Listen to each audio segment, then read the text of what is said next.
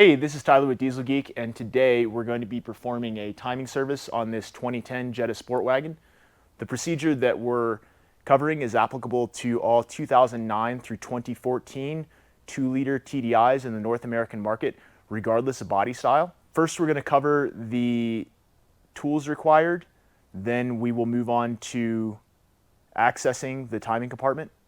Then we will remove and replace components and time the vehicle, and then we'll go ahead and button everything up.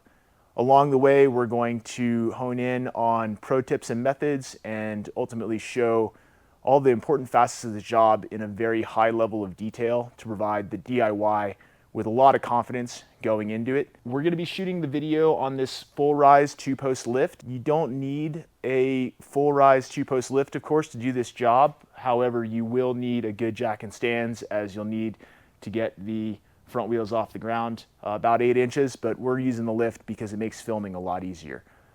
But without further ado, let's go ahead and get started. This is the tool set required to perform a timing service on your 2009 through 2014 2-liter TDI. Starting in this corner, we have the crank lock, the HPFP holding wrench, the timing belt tensioner wrench, 2 rig pins for the camshaft and HPFP, the accessory belt tensioner holding pin, a set of cap plugs for the lines we'll be opening. You'll need a 16mm and an 18mm box end wrench, as well as a 12.19mm wrench and a 15mm box end wrench.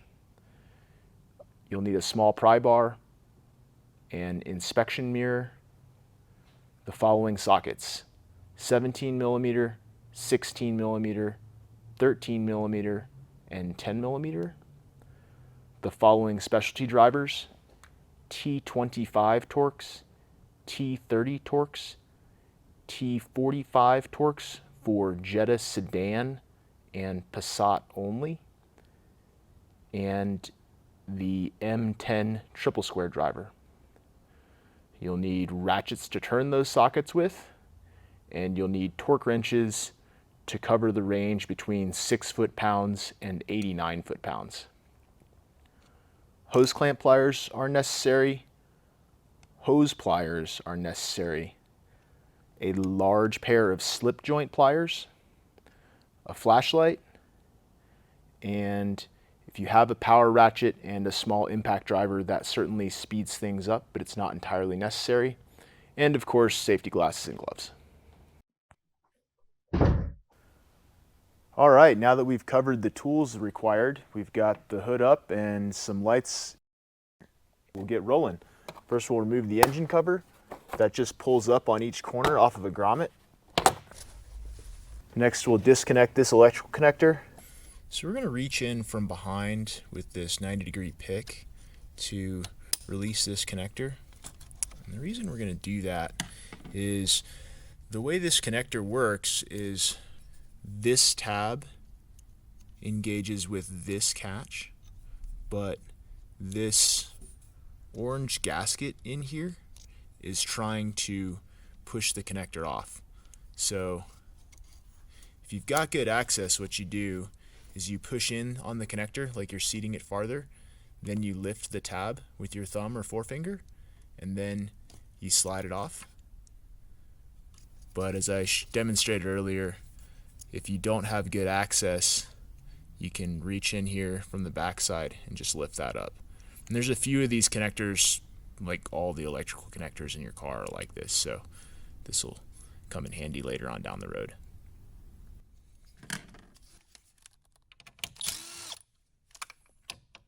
Always do this with the vehicle cooled off, and then depressurize the cooling reservoir by opening the cap, then closing it back down so that you don't have any rapid coolant escaping.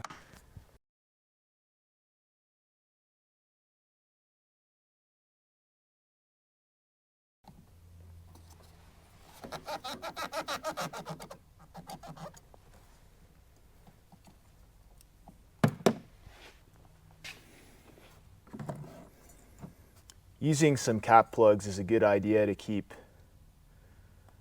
leaks to a minimum and minimize the chances of contamination. Not so much with the cooling system, but the fuel system is pretty sensitive. Now, much like the electrical connectors, this type of spring hose clamp is ubiquitous throughout your car. We really like these because this is a constant tension clamp.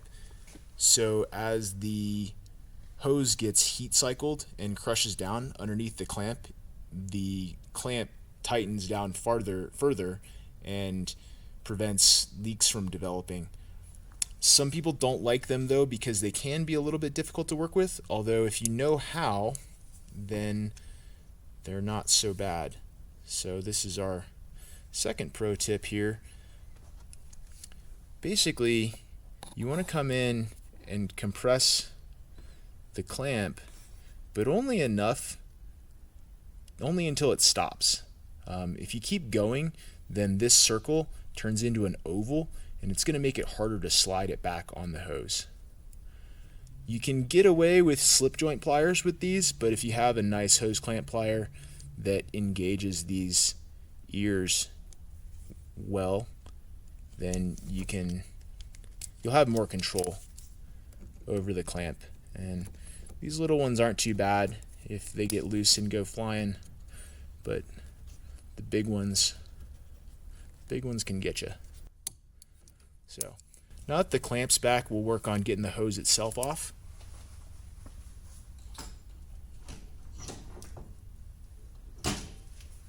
There's a couple of tools and methods that we like. The first one here is a 90-degree hose pick, and this point isn't super sharp, but you do need to use a little bit of care to not pop the hose. Basically, you insert it here and get it wiggling, and then tip the hose pick down. And what you're doing is you're freeing the inner jacket of the hose from the barb on the pipe that it's connected to. And so you just kind of wiggle it all the way around, taking care not to bring the pointy end up through from the inside, and you just get it separated. Then you can come in with a pair of hose pliers like this, so that you can grip the outer jacket without without excessively abrading it. And once you've broken it loose, you can just kind of give it a wiggle like this, and you'll hear it kind of click free or creak free, and then you can go and wiggle it off there like that.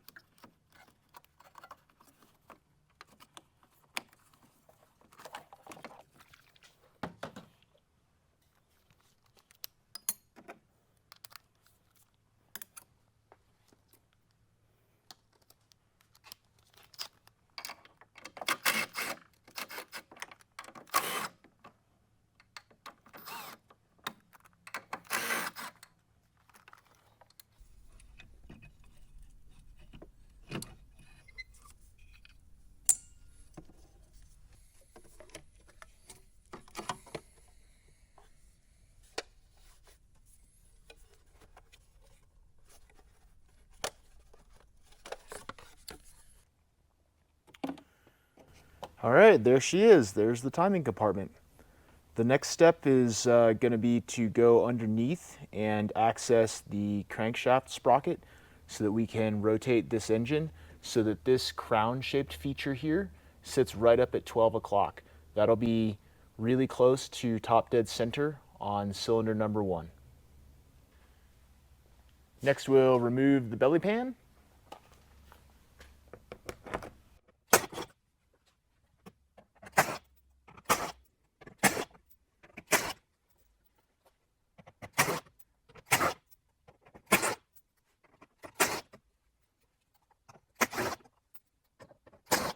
We'll also get these T25s that hold this fender liner on.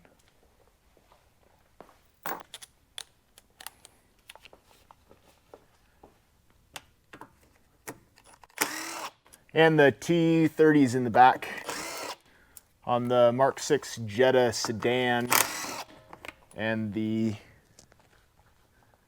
2012 through 14 Passats. Those are T45s.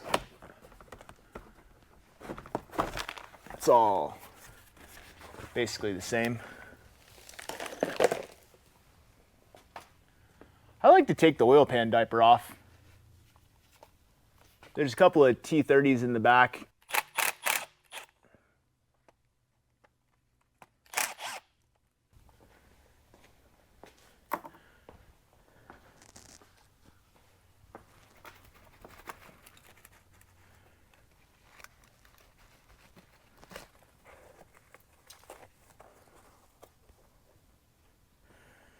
Really, they're just rivets with a plastic screw body. So you don't even have to take them all the way out, but just unthread them. That's nice because then the diaper doesn't fill up with coolant.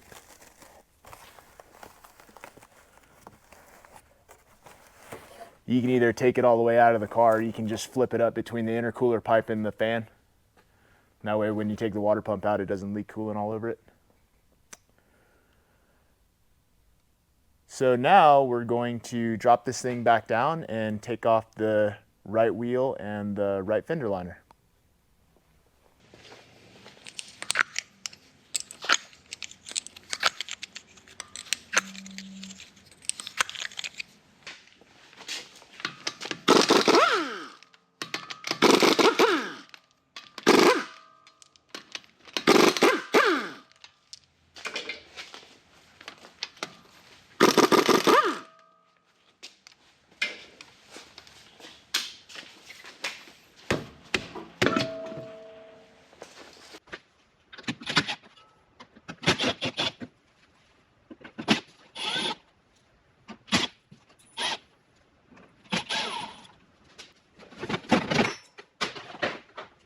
All right, now that we have access to the bottom of the engine, we will remove the accessory belt as well as the crankshaft pulley. We'll just use a 16mm box end to swing this out of the way and hold it while we flip this guy off. We'll crack these M10 triple squares loose.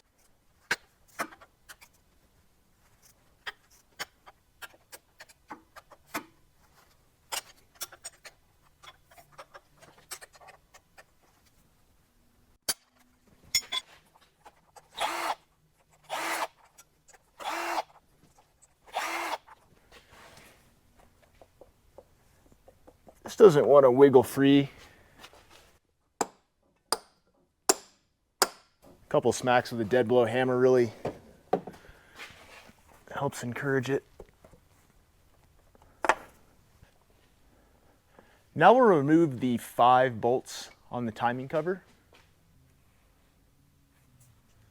They're just 10mm, and if you have a power ratchet, now is a really good time to use it.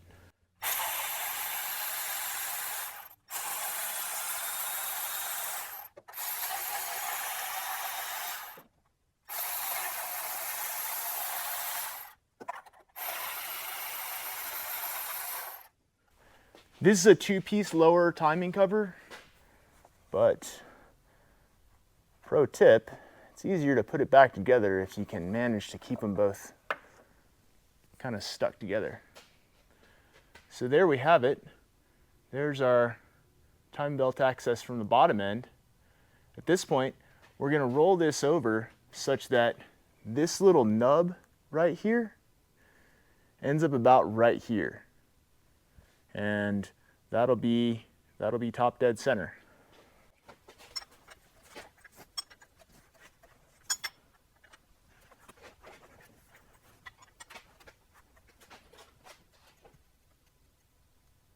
So that's pretty close. Actually, that's a little bit too far. We'll back it up a bit.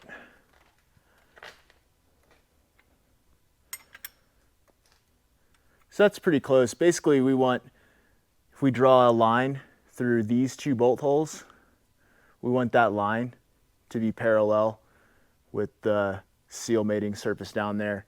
And the other thing that is a good idea to go up and check is make sure that that crown-shaped feature on the cam sprocket is indeed at the 12 o'clock position.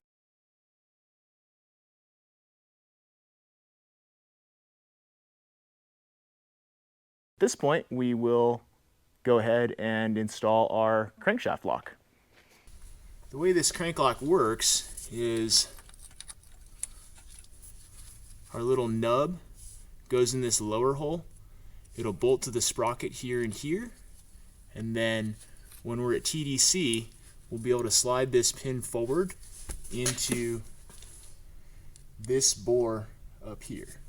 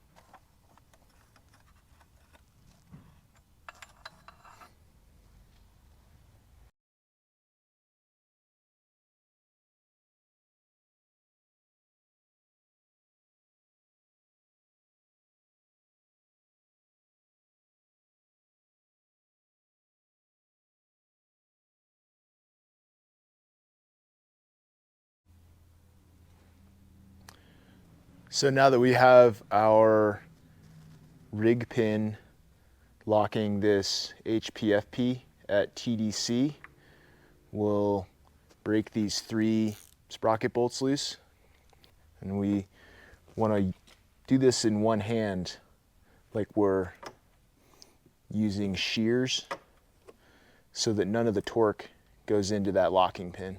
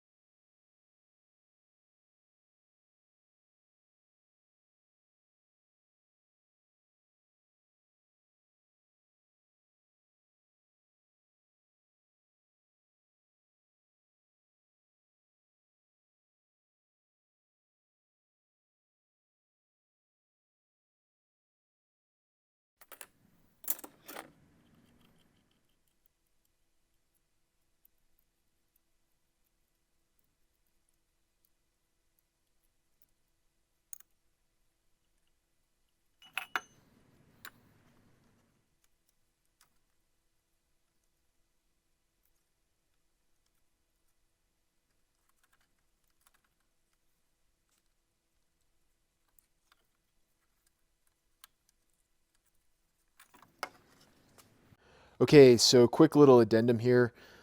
Sometimes people will remove the camshaft sprocket only to find that this plastic cover on the hub is cracked. This plastic cover does not seem to be important or functional, and if yours is cracked, we think that the round file there is the best location for it.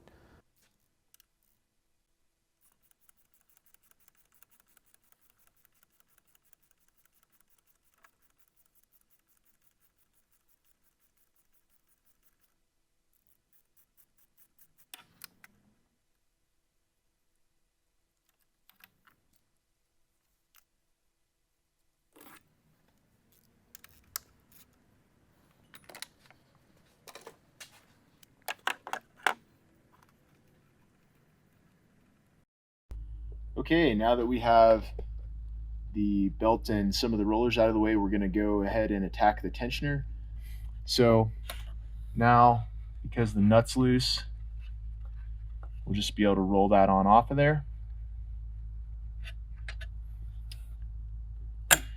And we're going to slide the tensioner all the way up against the bracket.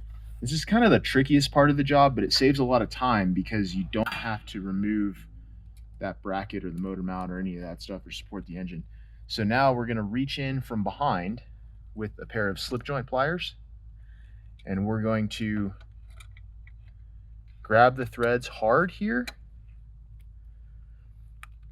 and then loosen it.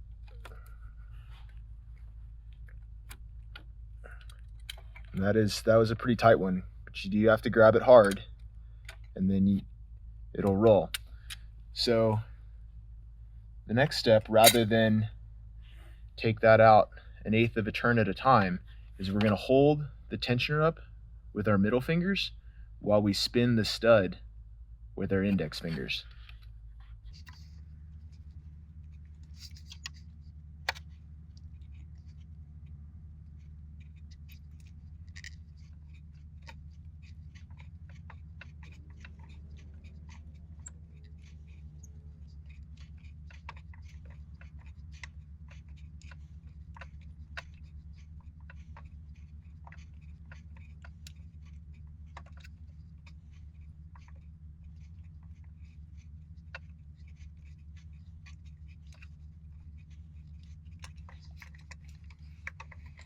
And there you have it, timing belt tensioner and stud removed.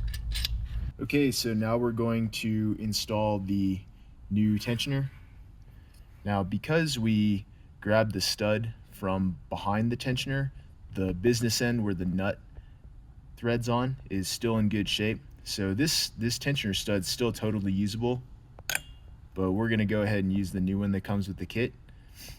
Before we install this tensioner though, because we can see it now,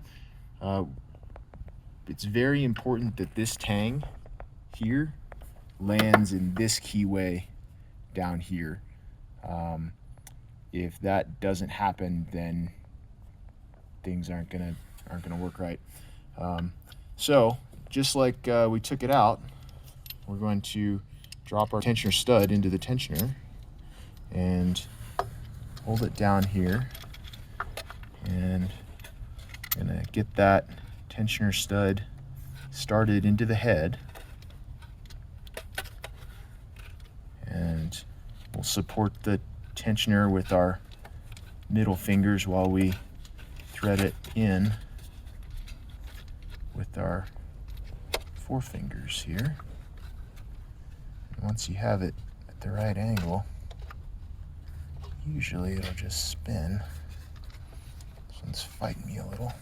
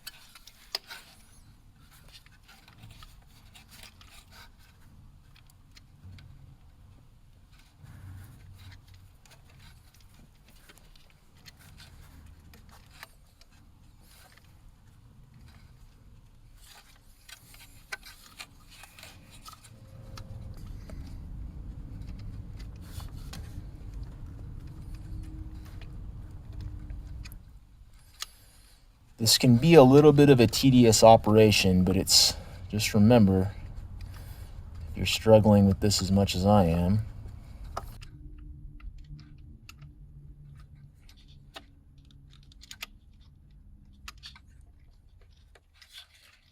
okay, so at this point I just felt that bottom out. So what we're gonna do is we're just gonna grip it real hard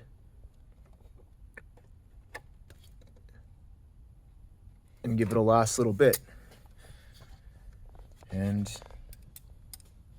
now we'll go ahead and we'll get that tang lined up in there. We'll just look in from below using a mirror. So there you can see the tang is right there in the keyway.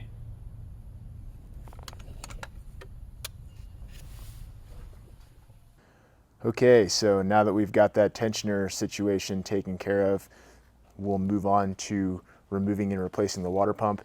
This is our new water pump, and two of the bolts holes are going to be really easy to see from the bottom.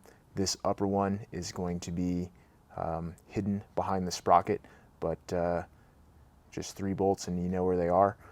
So we'll go ahead and remove those, and then when we need to pull this water pump out of the block, we'll put a pair of slip joint pliers on it here, give it a little bit of a wiggle to bring it back from the block, and it'll come out. And rather than just yank this thing all the way out, we're going to hold it up against the block a little bit and kind of throttle the coolant as it comes out so we can make a little bit less mess.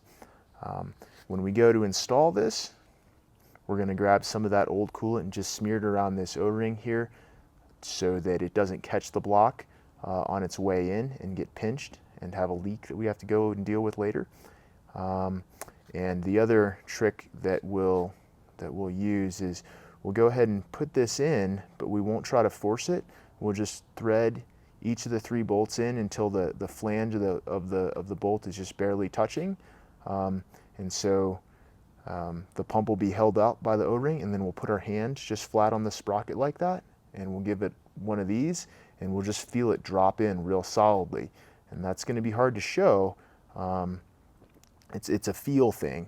And then the check that we'll make later is we'll sight down from above and just make sure that this flange is totally nice and true with the block, because if it looks like it's pooched out, then odds are that the O-ring has rolled out of its groove, and you want to know about that sooner rather than later so that you don't have to take your car all the way back apart to figure out where all your coolant's going. Anyway, let's get underneath that car.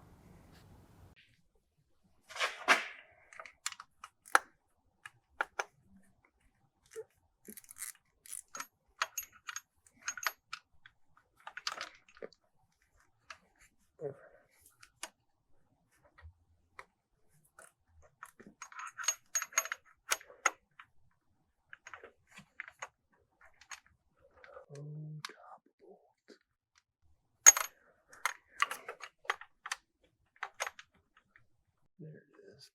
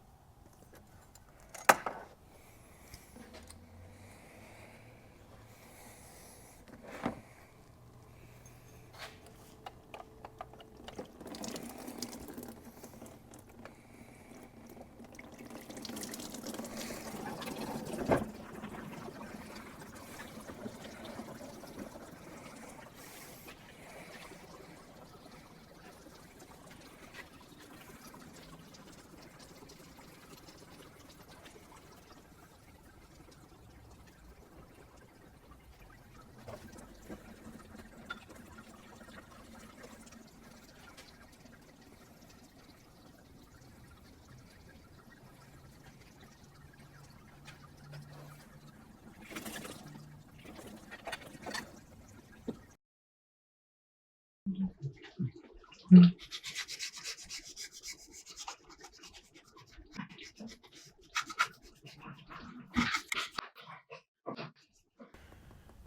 ahead,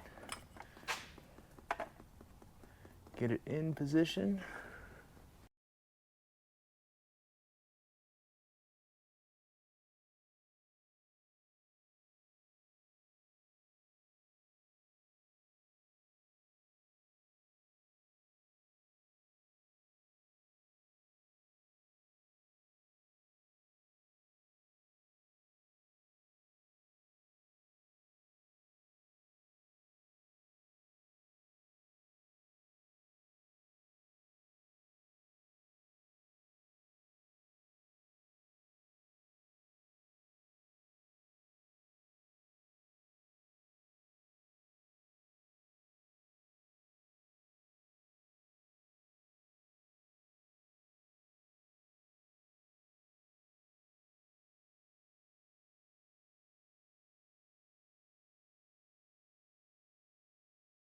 So now we've got those finger tight. We'll just take the last little bit out of them with the wrench.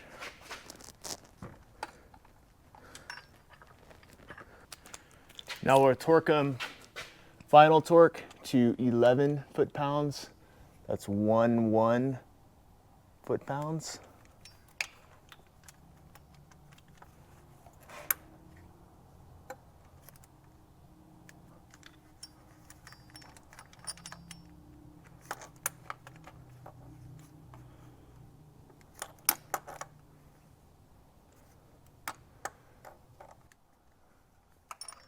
So now we will remove and replace that lower roller. That is pretty straightforward.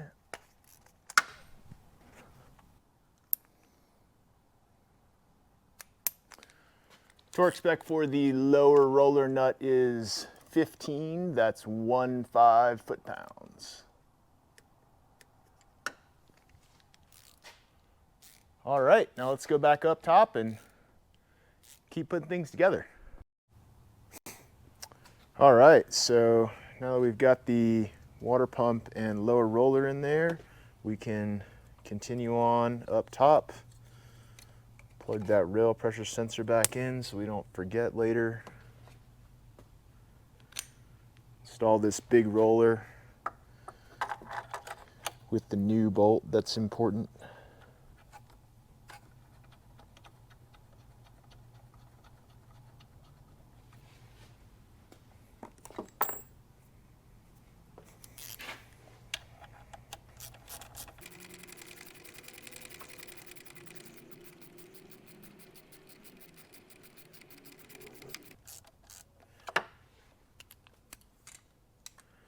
Torque spec for the big roller is 37, that's 37 foot-pounds plus 90 degrees.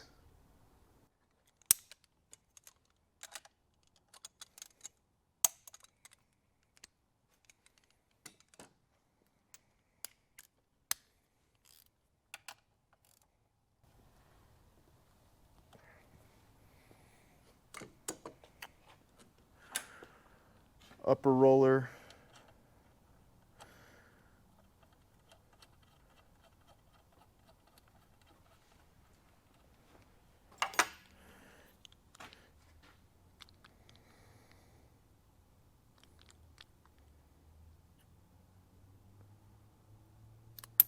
Torque spec for the upper roller is 18 foot-pounds, that's 18 foot-pounds.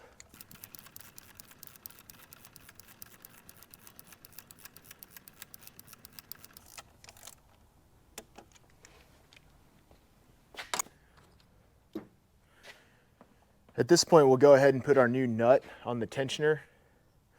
We're just gonna, a couple things to be mindful of. Remember, we don't want to disturb this tang from the keyway in the back timing cover, and we want to have the hub such that this ear here is oriented like this, where these two holes are vertical and they're on the firewall side of the tensioner. Also, this tensioner is kind of funny, so before you thread the nut on, you're gonna have to kind of compress it back, like just squeeze the hub towards the block, and it'll kind of slide back a few millimeters. So bring that hub such that it's sitting about that 9 o'clock position, and then just go ahead and thread that nut on there, and just thread it on like that tight. That's all you want. Now we can drop our belt in.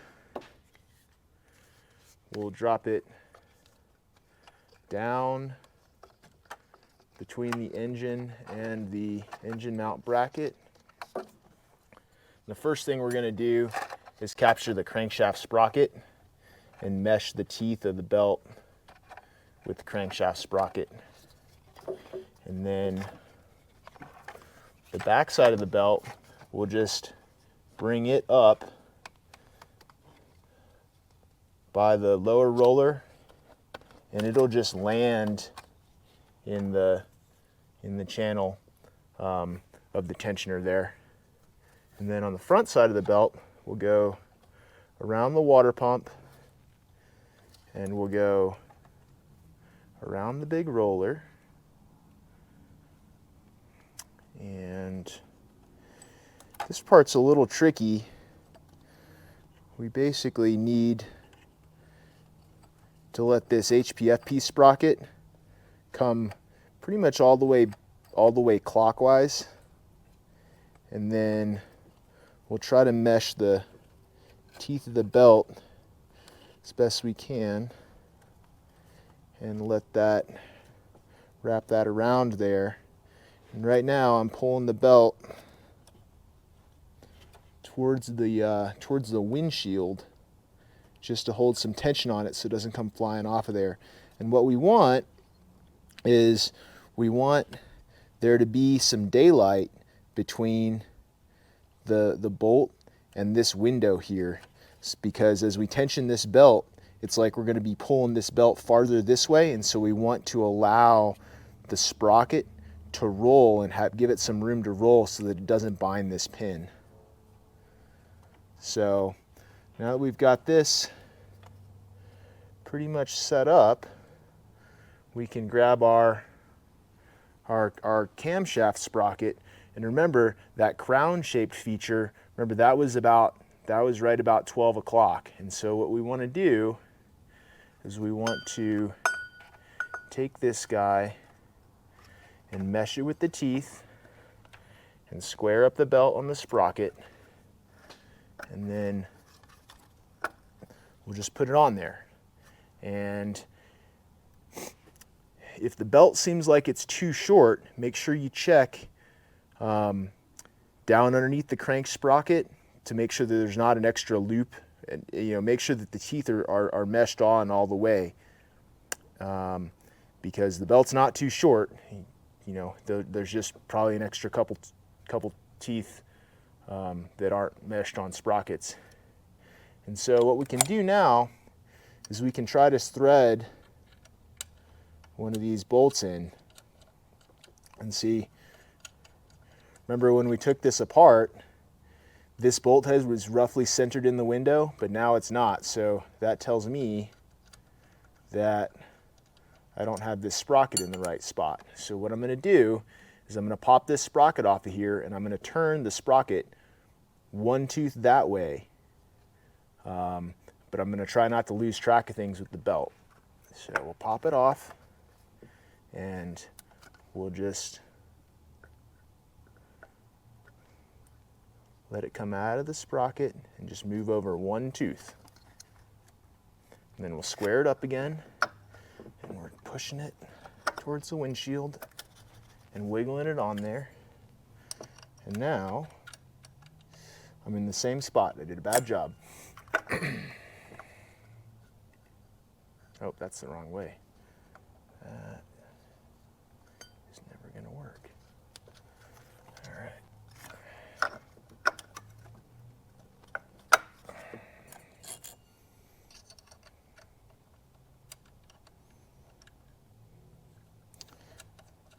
And so now we can thread that bolt in there and we can see that we're pretty well centered.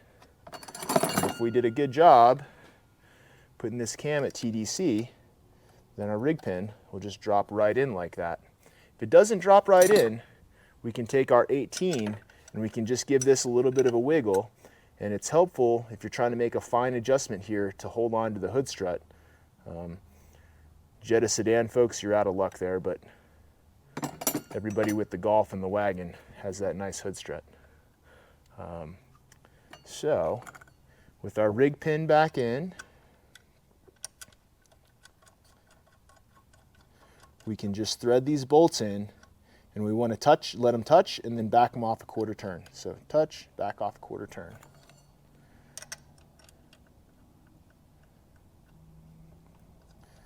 Touch,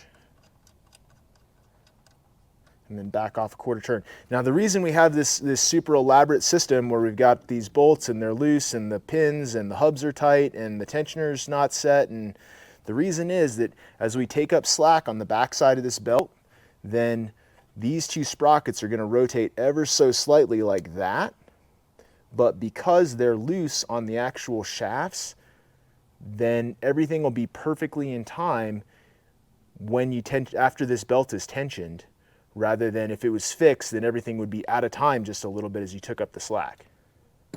So now we're going to put our tensioner wrench in here.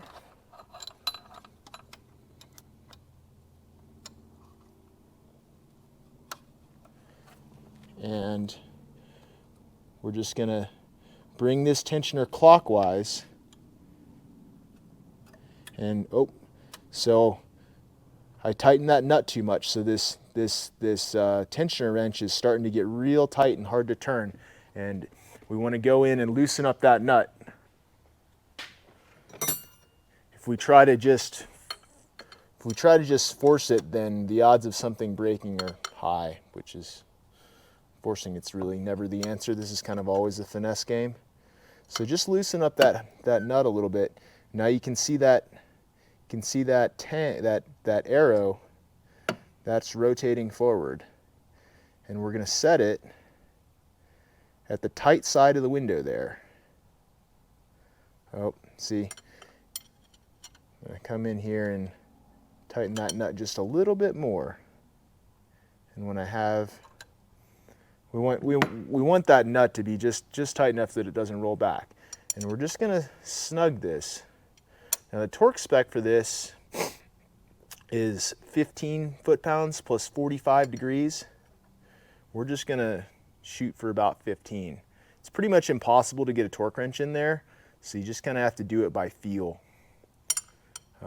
But remember that 15 foot-pounds is the same amount of torque as that lower roller, so if you want to gauge your torque just by feel, you can go off of that lower roller. So we've got that torque to about 15 foot-pounds. What we're going to do now is tighten these guys. So on the CBEA and CJAA engine codes, so that's Golf Jetta Beetle, Volkswagen slates these bolts as always replace. On the Passat, they say they're suitable for reuse. The torque spec is 15 foot-pounds plus 45 degrees. They're the same bolts in the same location on both cars, so one's always replaced and one's not. That's just kind of like one of those mysteries there. So anyway, what we want to do is we want to torque these bolts counter holding so that none of the force goes into the rig pin.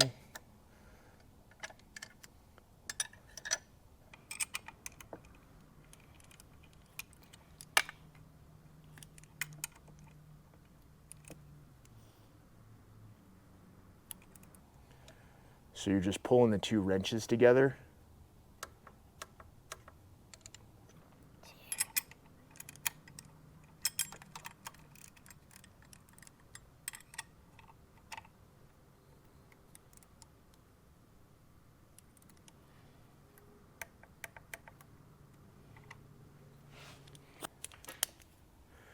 So now we'll just do that last little 45-degree bit.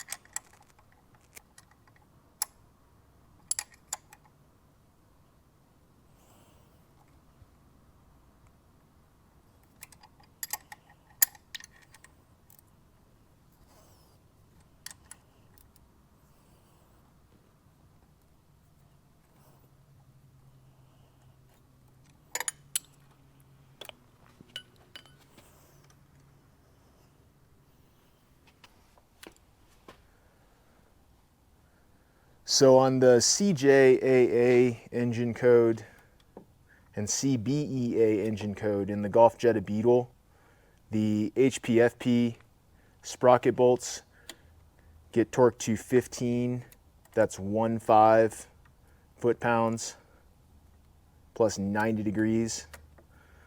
On the CKRA engine code in the Passat, it's 15 foot-pounds straight.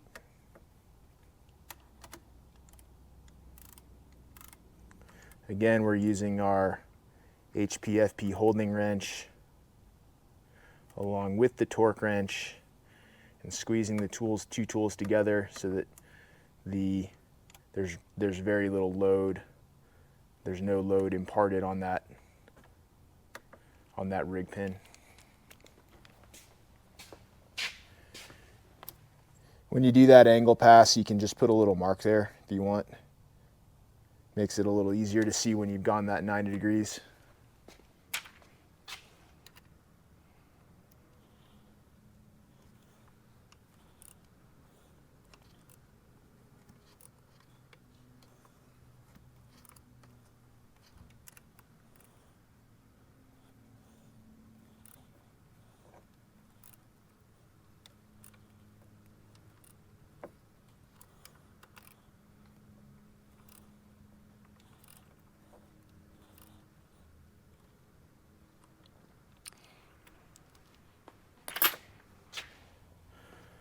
All right, so tensioner's set and bolts are all in the window. We've got daylight on either side.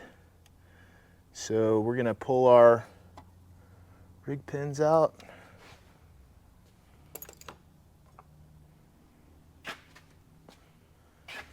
May need to relieve a little force sometimes. We'll slide those rig pins out and we're going to go underneath the car and remove the crank lock.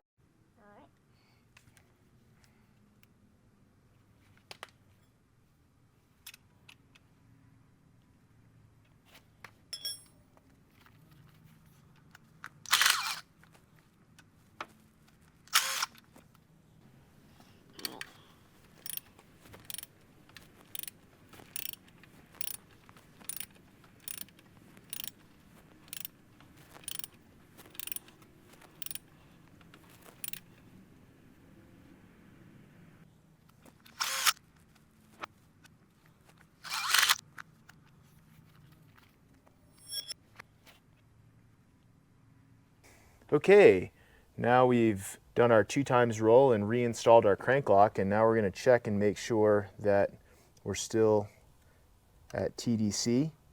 And if you can still see the holes, the bores in the cylinder head and the accessory bracket in the windows for the sprockets, it's really not necessary to reinstall those pins. So we are right on the money. The next step is to recheck our tension and do our final torque on our tensioner stud. Okay, so now that we verified that our car is in time, we're going to just double check this tensioner, and as we can see, this arrow has dropped back out of the window. That's totally normal and very common as the belt squares up on the sprockets and pulleys. So what we'll do now is we'll just back this nut back off so that it's so there's just a tiny bit of tension on it. And then we'll get our tensioner tool back in here. And we're just going to bring this up to the tight end of the window, because the belt is going to, the tension is going to drop a little bit further as the belt runs in. And if we bring it up to the tight end of the window, then we won't have to worry about it being too low after the belt runs in. So remember, the torque spec on this is 15, that's 15 foot-pounds plus 45 degrees. So we just kind of have to feel that, and that's that. So at this point, we can just put this car back together. Okay, so now we're gonna go ahead and remove the crank lock and install our timing cover.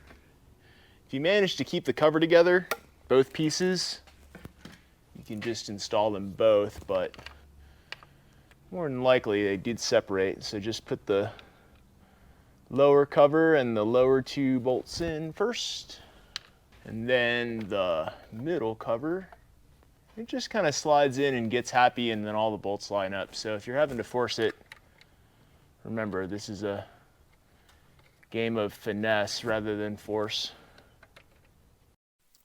Get all your bolts installed and then by hand, and then you can go ahead and tighten them. Spec on those is 6 foot-pounds. Now we'll go ahead and install the balancer. Remember that this nub needs to go in this hole.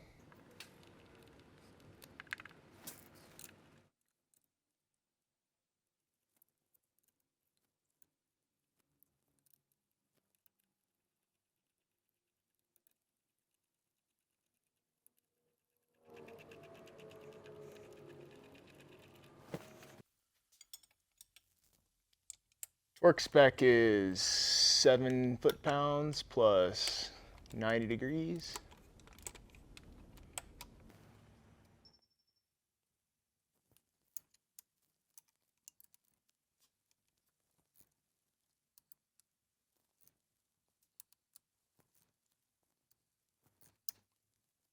At this point, we'll retract this accessory belt tensioner and install the pin through the front plate and the back hole, and place our accessory belt, taking care to route it so that all 6 ribs are engaged with the pulley. And then we can relieve the tension on our pin and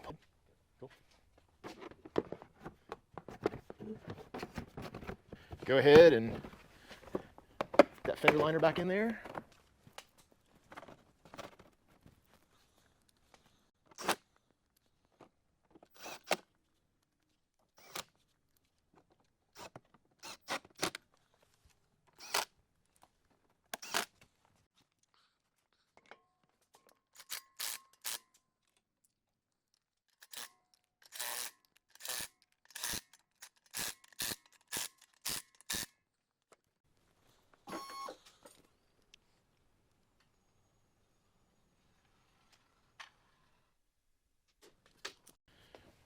Torque spec for the lugs is 89 foot-pounds.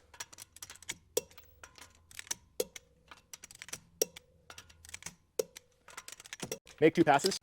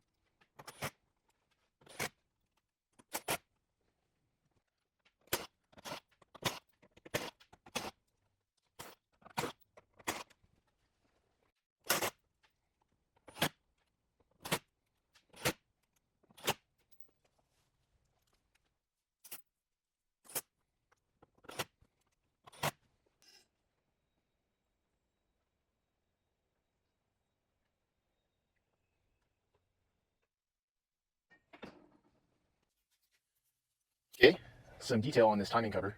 We have a channel here that captures this edge, and there are three features down below that we need to pay attention to. There's a tab on the metal timing cover that sits outside the plastic here, and there's a window that captures this nub right here. So looking down below, we have that tab that sits outside, this tab that sits outside, and this window that captures the nub. Also, there's three clips, one here, one down low here, and one on the cover itself. And those we need to be mindful to not drop inside of the timing cover when we put this on. Ultimately, when this is lined up right, it just drops into place and the clips close without much fanfare.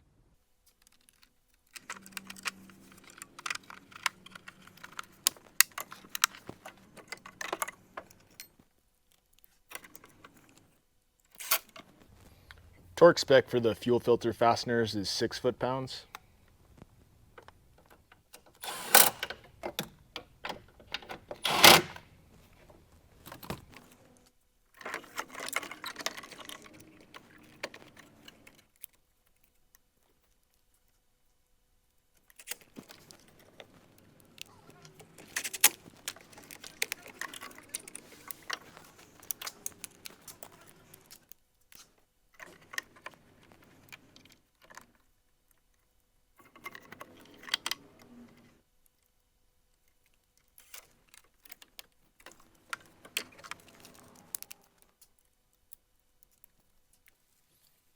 Torque spec for the aux fuel pump is 15, that's 15 foot-pounds.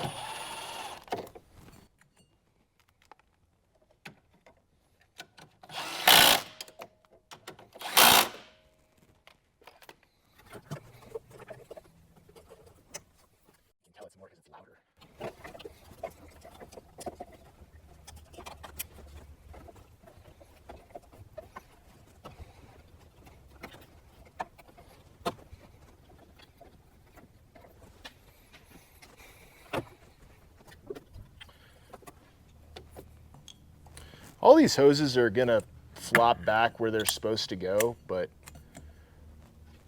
here's that picture again of everything assembled before we took it apart.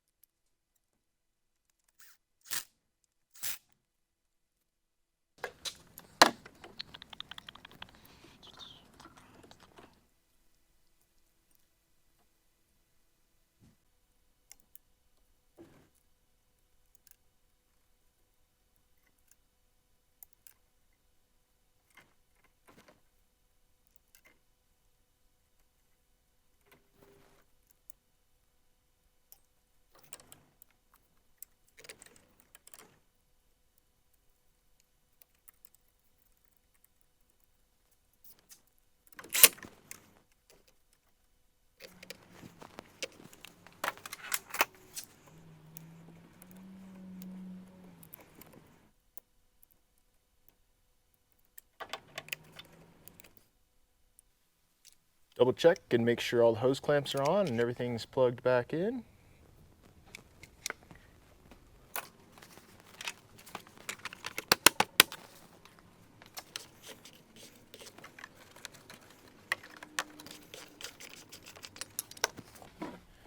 You want to go ahead and fill the coolant slowly.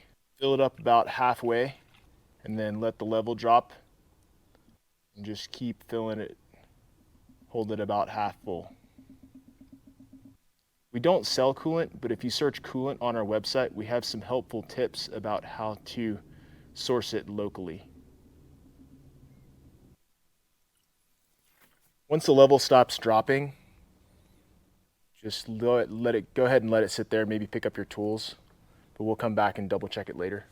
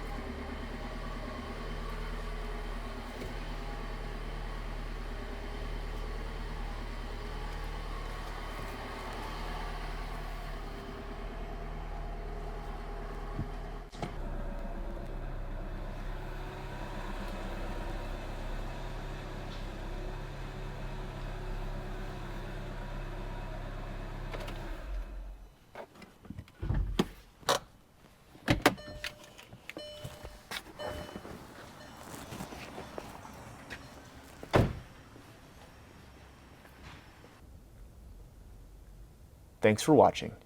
We hope this tutorial helped assuage doubt, made the job easier, saved you money, and saved you time.